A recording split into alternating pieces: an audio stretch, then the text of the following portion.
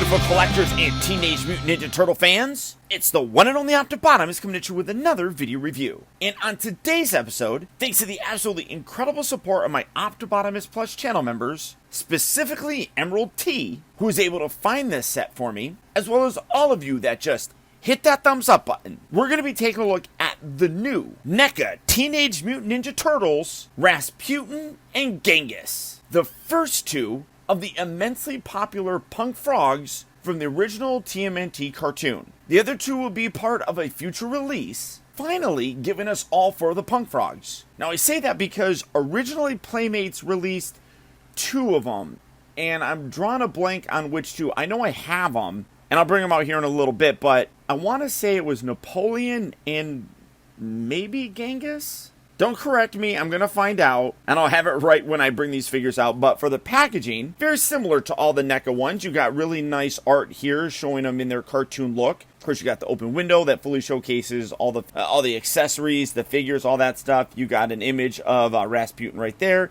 This side has an image of Genghis. Come around to the back of the package. See other characters that are already out. Nice up-close image of these two guys. And then you got the same read-up that we've gotten time and time again. Would be nice if they at least updated that to kind of talk about these guys. Because while, yeah, they're incredibly popular characters, they only appeared in a couple episodes. Which is really unfortunate because it's like they created a whole team of these guys and we only got, like I said, a couple episodes with them in it.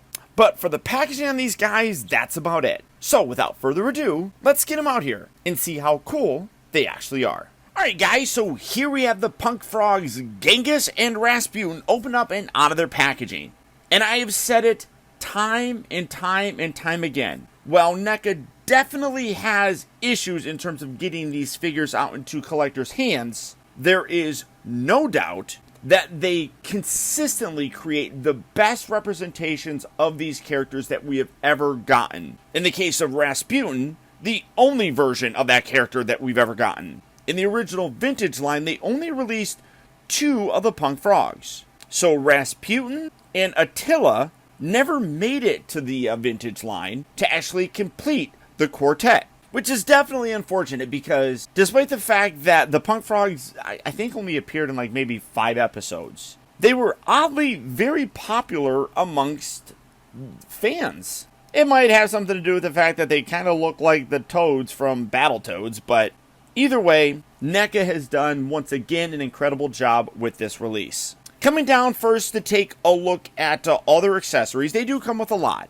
As always, you do get a lot of different hands. You can see that with Genghis here, he's already kind of has some like open hands that are attached to him. He also does have, and I'll talk about that here in a bit, the legs are definitely an issue. He comes with a pair of pointing hands, which lets him point, I guess. And then he comes with a pair of fisted hands. Nice. Okay. Rasputin gets a little bit weird because you can see that he has kind of like a relaxed hand. You got a little space right there that might work well with his bow and arrow. You do get another... Oh, no, where it is. There's it. You do get another one that you can put on there, but you can see you got one that's a little bit more sculpted to kind of hold things.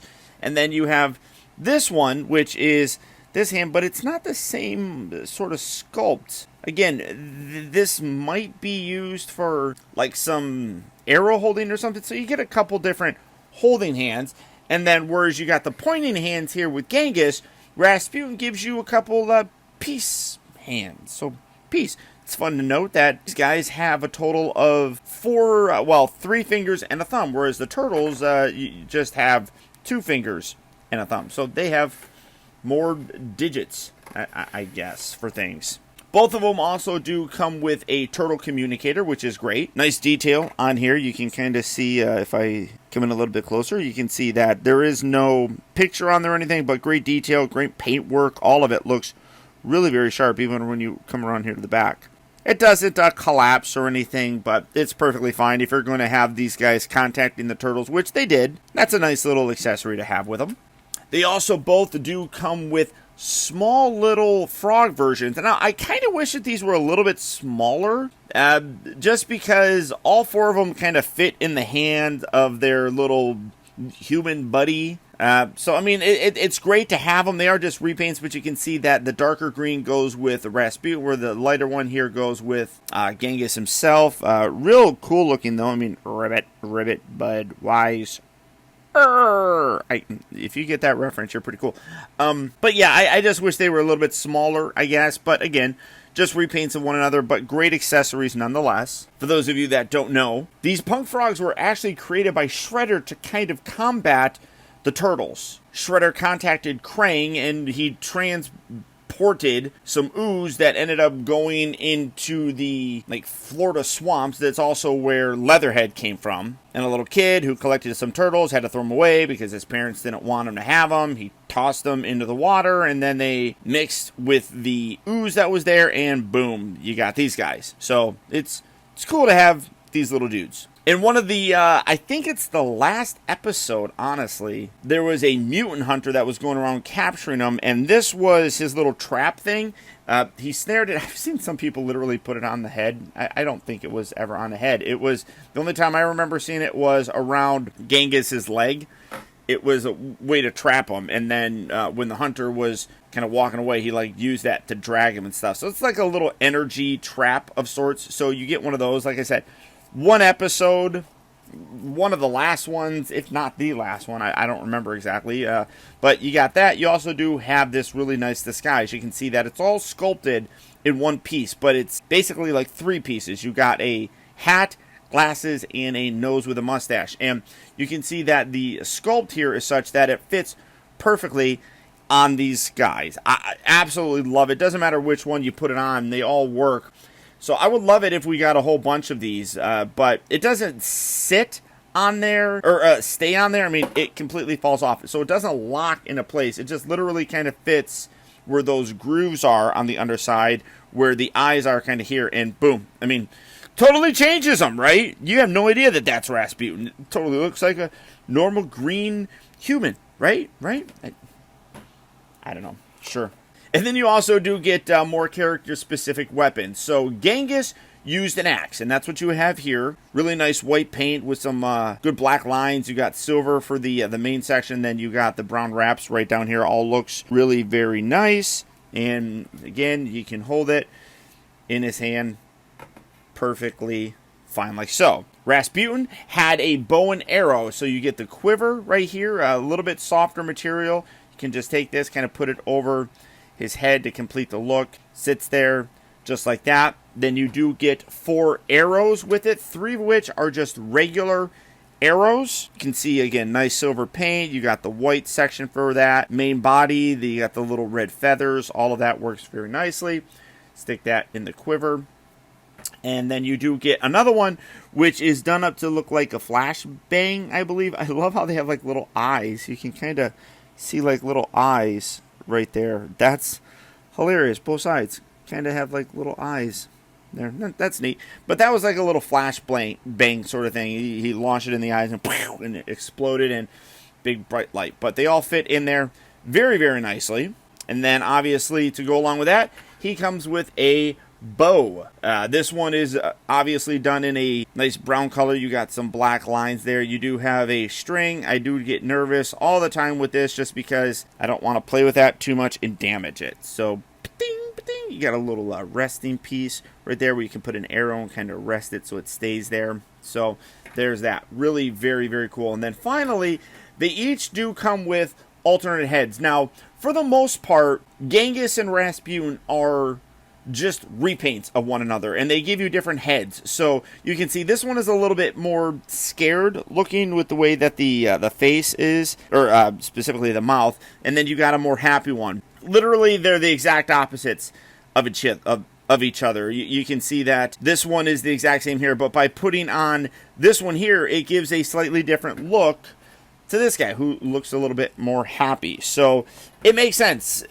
In terms of the reused, recolored pieces, it's accurate, because if you go back and watch the cartoon, they literally did have the exact same look. I mean, these two, it makes sense with the round sections here, because in the cartoon, they all had that. They had the little triangle pendant Well, they didn't all, but these two had the triangle pennant. They had the round bits on the shirts. The pants were the same. I mean, so it makes 100% sense that they would just kind of repaint these two guys. And that's the same for Attila and Napoleon when those come out. Those have the stripes on their shirts, and then they have, I think it's a circle for the necklace. In the actual animation, that's how they were. So it again, makes absolute sense that they would do it. You can't really even complain about it because it's just accurate. For some comparison, now as I said, Rasputin did not get a vintage figure, but here is the vintage Genghis. You can kind of see where it sort of looks decent. Obviously, the size is complete off. The color's a little bit more matched with this. But you have the shirt, the pants, all that kind of stuff. This is just a little belt bit right there. But you have like the bracelets and things, and then the different patterns, not lightning bolts or anything like that. So these obviously did not have a full accurate representation of how they looked in the cartoon. Napoleon's is even more wild. Then we'll take a look at that when we take a look at the Napoleon Attila set. But I mean, like I said, it's cool that we're getting all of these because we never got a Rasputin. We just got Genghis and Napoleon. So it kind of sucked. For another comparison, here they are next to Leonardo. You can see that roughly they are the same size. It just kind of depends on how you get them. Most of the time they had like squat legs, so that's kind of like why I have him like that. He's standing more upright, so you can see it's a little bit more accurate. Just kind of matches a little bit more. And then for another comparison, here we have Leatherhead, another one who was very commonly associated with the Punk Frogs because they were in the bayou and all that kind of stuff. So getting him out of the way, you can see that, again, big size difference here, but again, accurate, which is great. And I mean, just look how great these are. I said it earlier that NECA nails it when it comes to these figures. This is what you get when you get a company that really does love doing the work they do. I just wish that they had a better control over the distribution and such. I mean, I know that without the big stores like Toys R Us and such, that it makes it more difficult. I just wish they had a better kind of control over what's going on.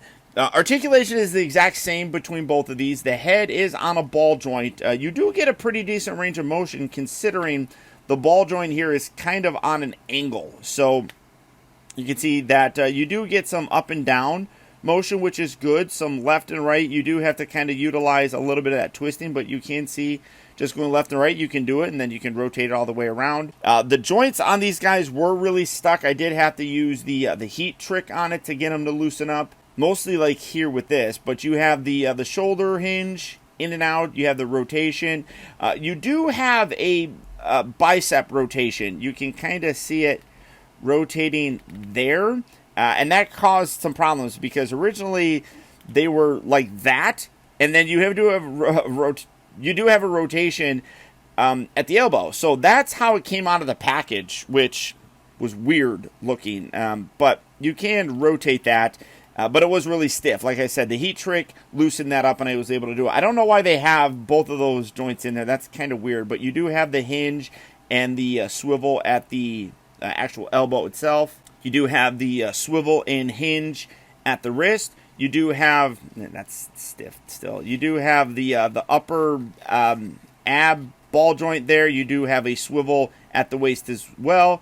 Now you do have ball joints down here at the hips, but they are kind of loose. Definitely not as stiff as the other ones. I mean, they're a little bit more loose, and they have a tendency when they stand to like spread their legs. So that's a little bit annoying. It's not terrible, but you can mitigate it some. But they just kind of flare out a little bit easier. You can get them to stand perfectly fine, as you can see, but it's just an annoyance that I have. You do have a thigh rotation. You do have two bends at the knee. The ankles do move forward and back, and they also have that weird hacky sack joint. But you can see that you can straighten both these guys out. And then because they're on an angle, it just kind of has a tendency to push things out. So you can kind of see that there. So there we go. So you can get them to stand, like I said, a little bit more upright, but I kind of like having them a little bit more squat, because that's kind of how frogs tend to stand. So I dig that kind of look for him. Rasputin is the exact same. None of the articulation is different. The figures are designed the exact same way, so that all works. Overall, I absolutely love these guys. Like I said, I honestly have no idea why fans are such big fans of the Punk Frogs, because they weren't around a hell of a lot. And, I mean, it was kind of like frog versions of the Turtles, because you had the 4 of them. So it was cool. I don't know. It's a weird thing. I don't understand it. Maybe you guys can explain it to me. But, all in all, there's your look at the new NECA Toys Teenage Mutant Ninja Turtle Punk Frogs Genghis and Rasputin. If you can find them, I would absolutely recommend picking these guys up. From what I've seen online, they kind of are shelf warmers. And one really cool thing, and I'll put a link right down in the video description, is for the next 2 weeks, from the date of this video, when I'm recording this, these guys are available for pre-order directly on the NECA website. So you kind of avoid scalpers and things of that nature. So I'll put a link down in the video description where you can go and check it out and hopefully pick your setup. Obviously, if you're watching this a year from now, that's probably not going to be an option for you. But hey, that's the nature of doing toy reviews. They aren't always up to date. But beyond that, guys, that is about it. Once again, I want to send a huge thank you if you made it all the way to the end of this review. If you did, why don't you show me that by simply hitting that thumbs up button? Believe it or not, that one very small gesture really does go a long way towards helping me out, and I would really very much appreciate it. Also, I gotta send a huge thank you to all of my Optibotimus Plus channel members, specifically Emerald T, who was able to find the set and send it out to me. And if you'd like information on how you can help support my channel by becoming a channel member, where you can get exclusive channel chat and comment emojis, loyalty badges, early access to video reviews, exclusive unboxing videos, live streams, Zoom calls, the occasional giveaway, as well as access to the Optibotimus Plus Discord, then please consider becoming a member of Optibotimus Plus. And for that, all you have to do is click on that little join button right down there. And finally, guys, remember that the real trouble with the world is that too many people grow up. Thank you for watching and taking the time to be a kid.